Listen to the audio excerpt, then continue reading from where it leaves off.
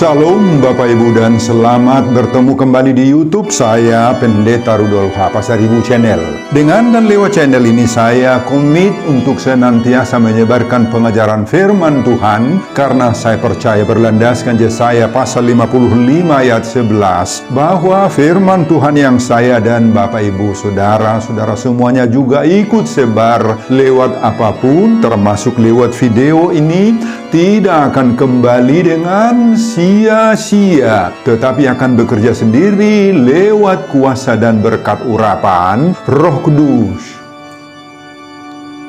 Mari Bapak Ibu Saudara-saudara semuanya saya ajak membantu saya menyebarkan pengajaran firman Tuhan khotbah di ibadah Minggu ke-10 sesudah Trinitatis 4 Agustus 2024. Terambil dari kitab Keluaran pasal 16 ayat 2-8 dan epistel dari Injil Yohanes pasal 6 ayat 24-35. Diikat oleh topik atau tema Allah menurunkan roti kehidupan bagi umatnya. Dalam bahasa Batak Toba dituliskan, Debata mangalehon sagu-sagu hanguluan tu bangsona. Saya baca untuk kita, simaklah pembacaan firman Tuhan berikut ini.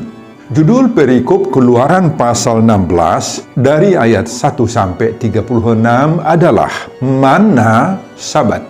Khotbah kita dari ayat 2-8. Di padang gurun itu bersungut-sungutlah segenap jemaah Israel kepada Musa dan Harun dan berkata kepada mereka, kalau kami mati tadinya di tanah Mesir oleh tangan Tuhan ketika kami duduk menghadapi kuali berisi daging dan makan roti sampai kenyang. Sebab kamu membawa kami keluar ke padang gurun ini untuk membunuh seluruh jemaah ini dengan kelaparan. Lalu berfirmanlah Tuhan kepada Musa, sesungguhnya aku akan menurunkan dari langit hujan roti bagimu. Maka bangsa itu akan keluar dan memungut tiap-tiap hari sebanyak yang perlu untuk sehari, supaya mereka kucoba apakah mereka hidup menurut hukumku atau tidak. Dan pada hari yang ke-6,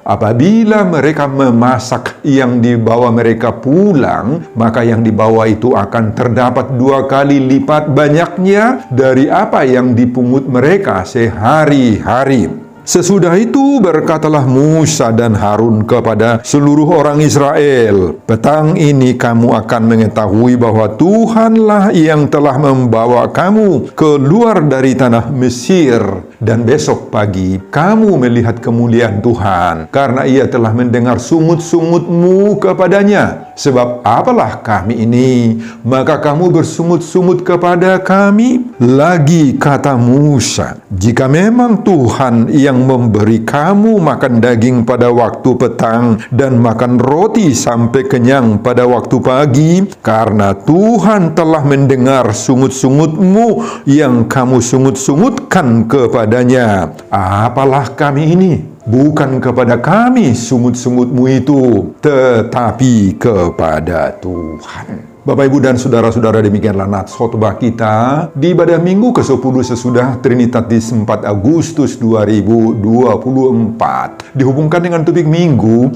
Allah menurunkan roti kehidupan bagi umatnya. Debata mangalehon sagu-sagu hanguluan tu bangsona.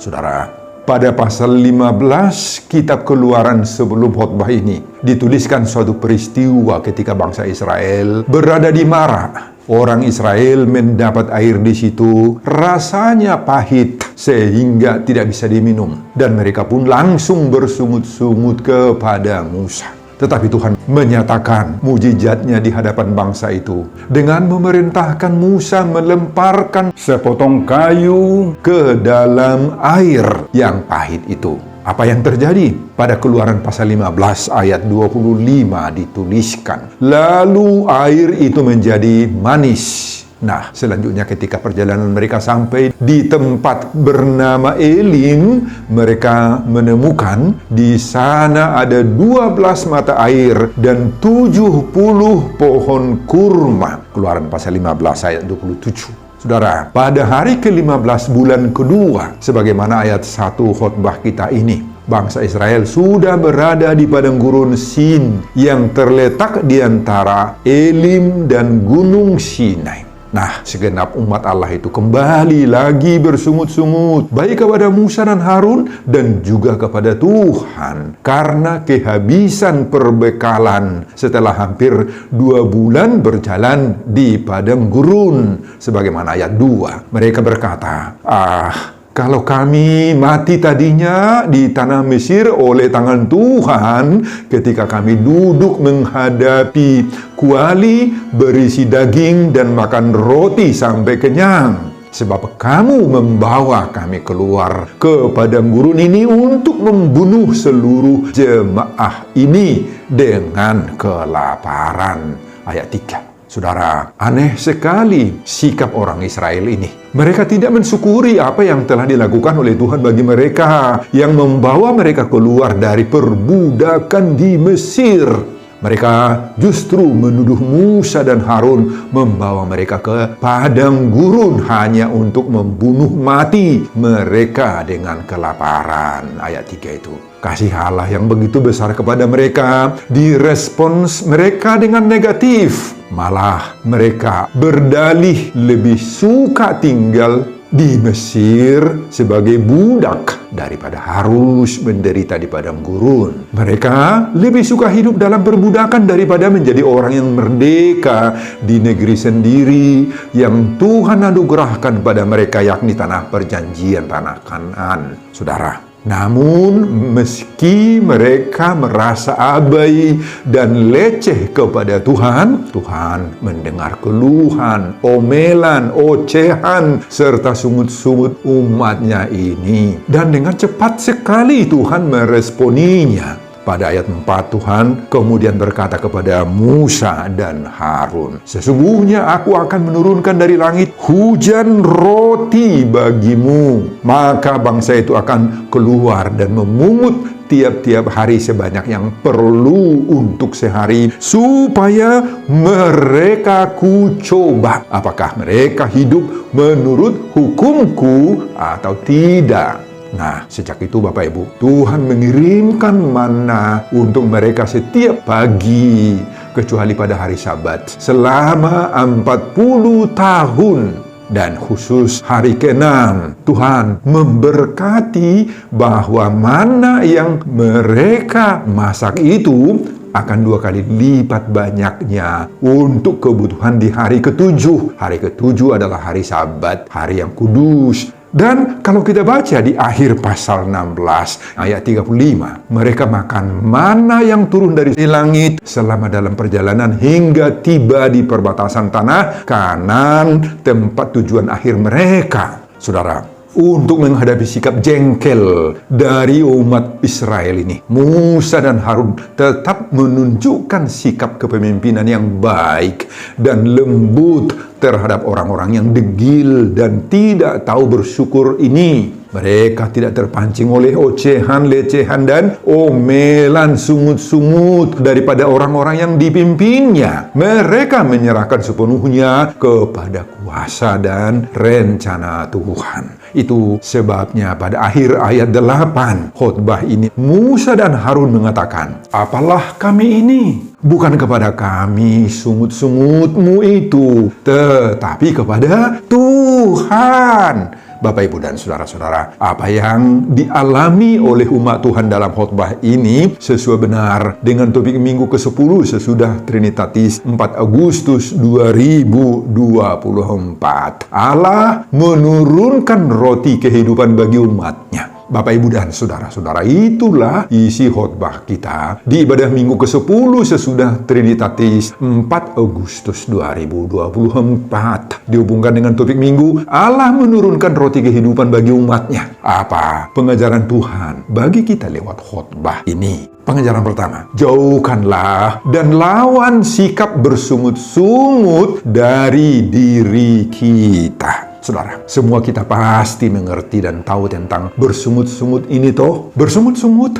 artinya menggerutu, mengeluh, mengomel-ngomel, baik dalam hati sendiri maupun keluar lewat ucapan-ucapan dengan suara kecil kita. Sikap bersungut-sungut seperti ini, Bapak Ibu, dilakukan orang untuk meresponi berbagai-bagai sikap-sikap orang lain yang baginya sangat tidak menyenangkan. Dalam khotbah ini, sikap bersungut-sungut seperti ini dilakukan oleh orang Israel sebagai suatu tanda perlawanan dan pemberontakan mereka kepada Tuhan Allah. Persungutan Israel terjadi karena ketidakpercayaan dan ketidakmauan mereka bersyukur kepada perbuatan Allah yang bagi mereka dianggap tindakan yang bertujuan membiarkan mereka menderita. Dan bahkan lebih kejam daripada itu lagi anggapan mereka. Mereka menganggap bahwa Tuhan mau membunuh mereka di padang gurun. Makanya Musa disuruh oleh Tuhan membawa mereka keluar dari tanah Mesir.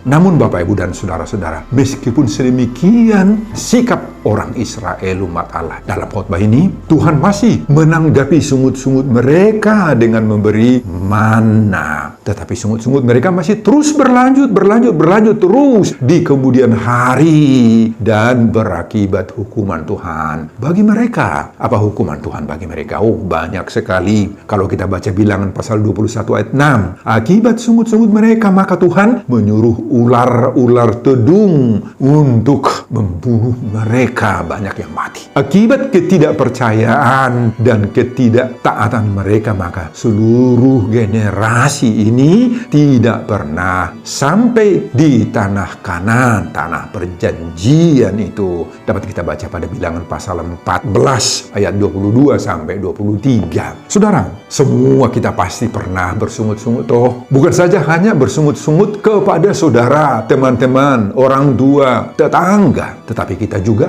kadang-kala atau sering terpancing bersungut-sungut kepada hamba-hamba Tuhan, para penatua atau para pendeta-pendeta gereja kita. Selain kepada mereka itu banyak di antara kita juga yang bersungut-sungut kepada siapa? Kepada Tuhan sendiri. Ketika doa-doa kita tidak langsung terjawab oleh Tuhan, kita bersungut-sungut. Ketika sakit penyakit kita tidak sembuh-sembuh, juga kita bersungut-sungut, Bapak Ibu. Ketika pekerjaan, usaha bisnis, atau sumber-sumber penghasilan kita mengalami kendala dan sebagainya, kita bersungut-sungut. Dan banyak lagi penyebab-penyebab lain yang mendorong kita bersungut-sungut. Saudara, tanpa kita sadari, dan ini harus kita ketahui, tidak boleh ini kita abaikan. Bersungut-sungut adalah tanda ketidakpercayaan kita kepada Tuhan dan tanda-tanda bahwa kita tidak mensyukuri apa yang telah diberikan oleh Tuhan kepada kita. Itu bersungut-sungut. Adapun maksud Tuhan sebenarnya mengizinkan kita mengalami tantangan, mengalami pergumulan itu. Nah,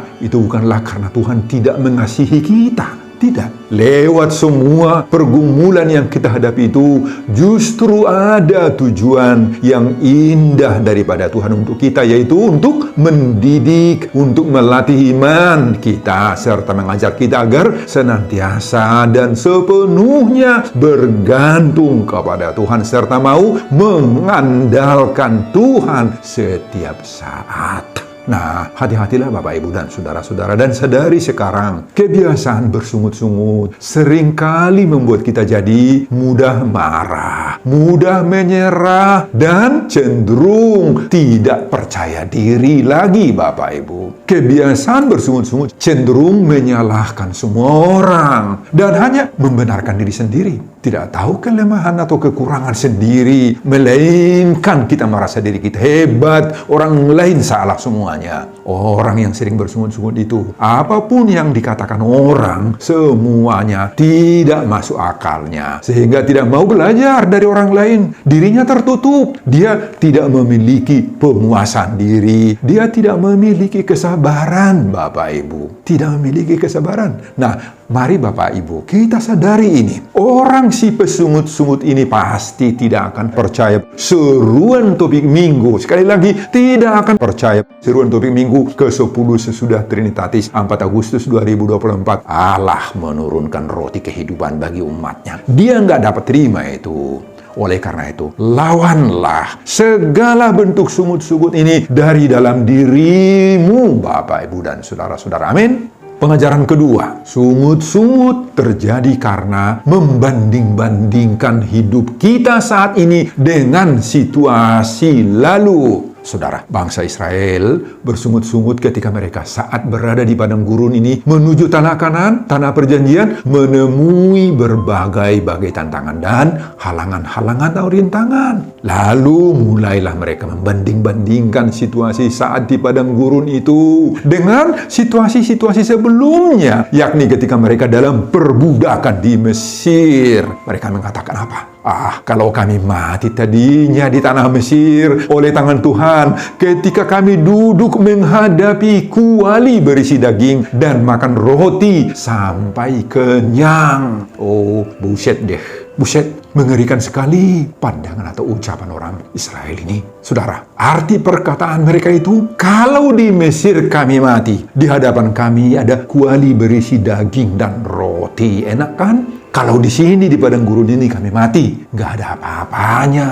Jadi lebih baik kami mati dengan kenyang di Mesir sana dulu daripada mati kelaparan. Nggak ada apa-apanya di sini. Wah, ini pikiran mereka. Nah, Bapak, Ibu, dan Saudara-saudara, kebiasaan membanding-bandingkan hidup sekarang dengan situasi yang lain atau membanding-bandingkan situasi saat ini dengan situasi sebelumnya, itu merupakan kebiasaan yang tidak baik itu, Bapak, Ibu. Nggak baik itu. Kondisi seperti itu, yakni membanding-bandingkan kondisi di mana kita berada, akan memperkeruh suasana hati kita, mempengaruhi pikiran kita, dan merusak damai sejahtera kita, sehingga kita atau mereka yang membanding-bandingkan itu akan kehilangan rasio akal sehat. Kita harus tahu bahwa masing-masing waktu, masing-masing tempat di mana kita berada itu memiliki kondisi sendiri yang pasti berbeda dengan waktu atau tempat-tempat di mana kita berada lainnya. Jangan samakan waktu hari ini dengan waktu yang akan datang.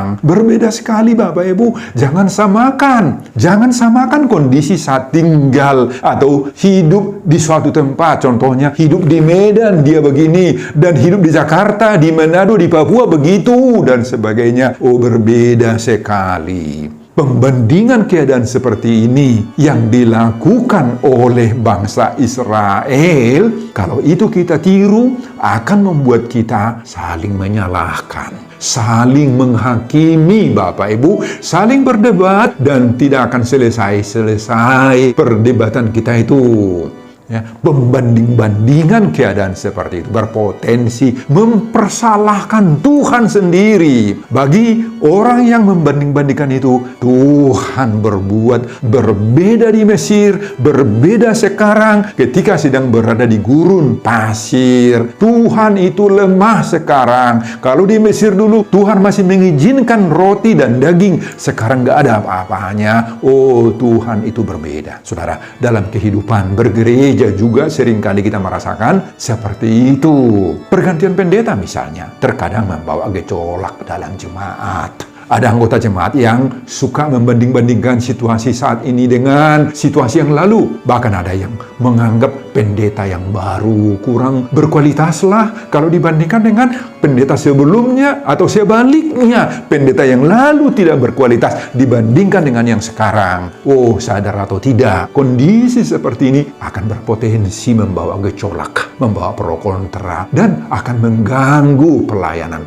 jemaat. Bapak, Ibu, dan Saudara-saudara, mari kita hindarkan pembanding-bandingan seperti ini. Bukan tidak boleh mengingat sejarah di masa lalu, baik kondisi baik ataupun kondisi tidak baik, bisa kita ingat, bisa saja. Apapun yang kita alami di masa lalu dan masa kini dan masa yang akan datang, harus kita syukuri kepada Tuhan semuanya.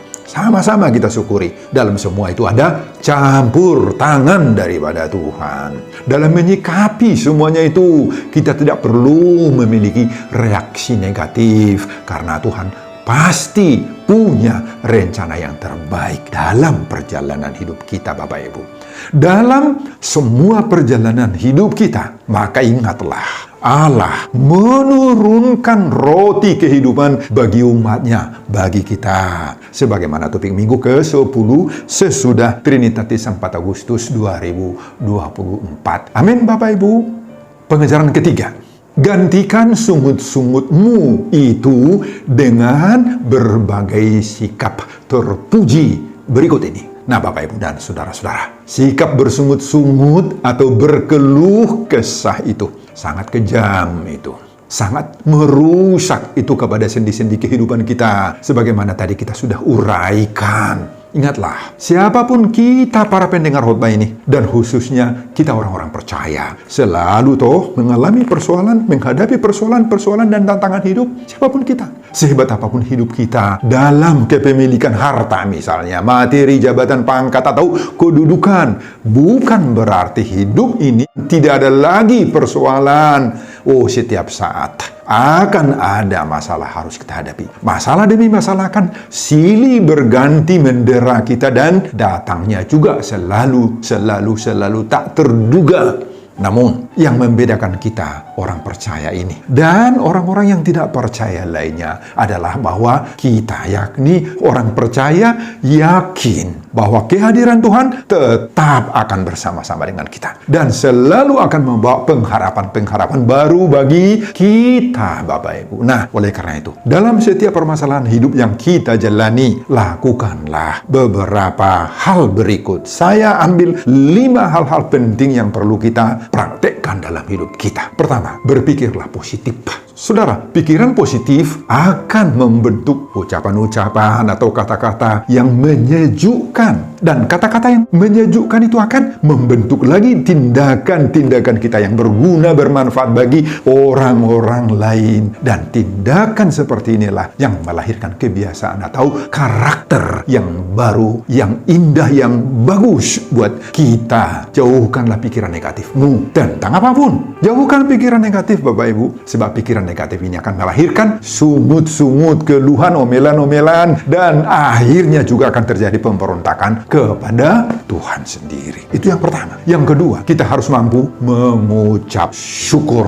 Paulus mengatakan itu dalam 1 Tesalonika pasal 5 ayat 18. Mengucap syukurlah senantiasa. Ucapan syukur di sini bukan berarti bahwa gembira kita jika terjadi hal-hal negatif dalam hidup kita. Bukan itu artinya. Tetapi ucapan syukur kepada Tuhan ini merupakan reaksi yang baik dari kita terhadap Tuhan ketika kita diperhadapkan dengan persoalan-persoalan hidup. Ucapan syukur ini menunjukkan bahwa kita bisa menerima kejadian, situasi, kondisi apapun, dan hati kita kuat dan teguh bahwa dalam semua itu Tuhan bersama kita. Yang ketiga, praktekkan ini. Dalam segala hal, belajarlah mencukupkan diri. Saudara, inilah kesalahan fatal dari orang Israel dalam khotbah ini. Tidak bisa mencukupkan diri dalam segala kekurangan. Mereka langsung bersungut-sungut dan memberontak kepada Tuhan. Saudara, kita harus sadar bahwa segala sesuatu terbatas. Kemampuan kita juga terbatas. Ada saja yang membuat hidup kita ini berkekurangan. Nah, untuk itulah kita perlu belajar mencukupkan diri, Bapak Ibu. Dengan kemampuan mencukupkan diri ini, kita tidak perlu lagi membanding-bandingkan keadaan kita dengan orang lain. Syukuri semuanya.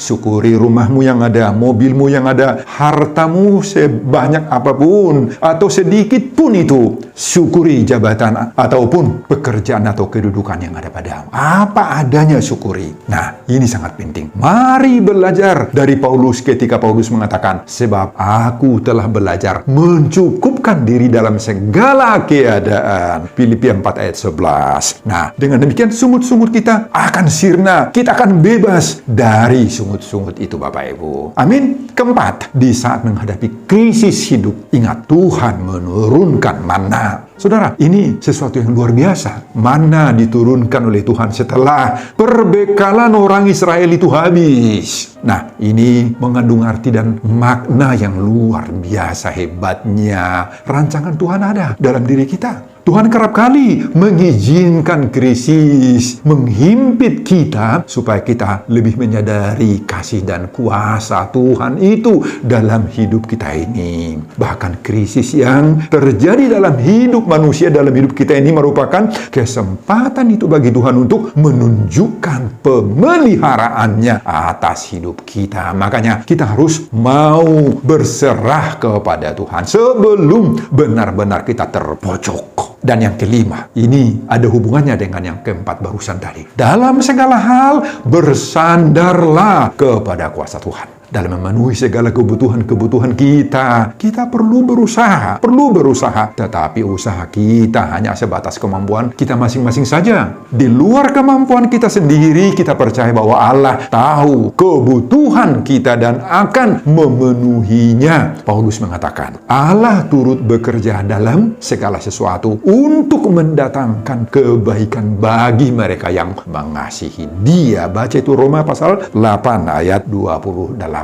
Nah, Bapak Ibu, di balik semua kekurangan-kekurangan yang kita alami, kita percaya Tuhan itu sudah merencanakan yang terbaik bagi kita. Bapak Ibu, jika kita sudah mampu memiliki kelima-lima sikap jitu yang baru saya sebutkan ini, maka segala bentuk sungut-sungut dan pemberontakan kepada Tuhan Allah itu akan pasti sirna itu, terbuang itu jauh, terkikis itu jauh Bapak Ibu dari dalam hidup kita. Dan Allah akan menurunkan roti kehidupan bagi umatnya, bagi kita. Debata mengalih sagu-sagu hangulun tu bangsona tuhita sendiri kepada kita sendiri masing-masing Bapak Ibu, sebagaimana topik minggu ke-10 sesudah Trinitatis 4 Agustus 2024. Amin Bapak Ibu dan saudara-saudara. Sebelum saya mengakhiri khotbah ini, kembali saya mengajak Bapak, Ibu, dan saudara-saudara untuk membantu saya menyebarkan pengajaran firman Tuhan khotbah di ibadah minggu ke-10 sesudah Trinitatis 4